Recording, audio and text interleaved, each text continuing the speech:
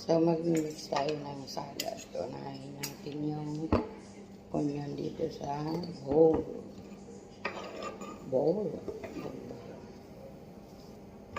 Red onion. Then, we have the cherry tomatoes. Okay.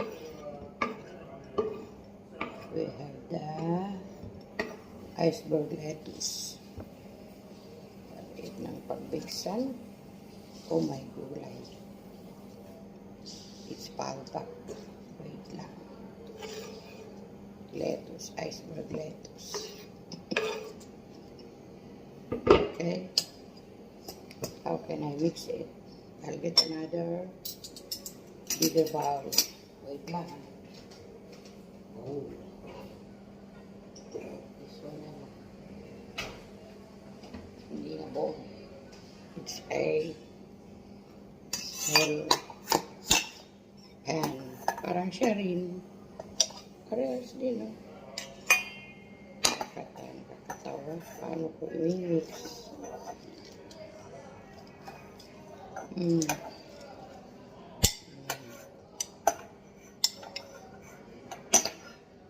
Focus. Dumi not focus. Mix natin dito.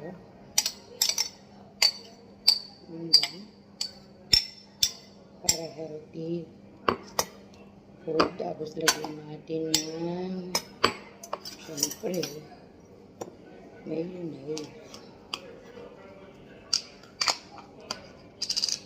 para pampalasa din. Kunti lang naman. 2 tablespoons is enough. Enough na yan. Then we'll mix it. Mix it. Mix. Until all the mayonnaise scattered on the salad. Ayoko kasi ng paminta.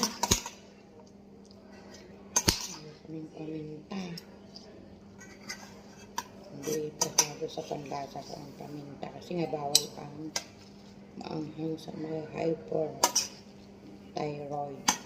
Hyper kasi ako. Mabilis mag-produce ng thyroid. That's why. Wala. Lettuce pala sa family o cabbage.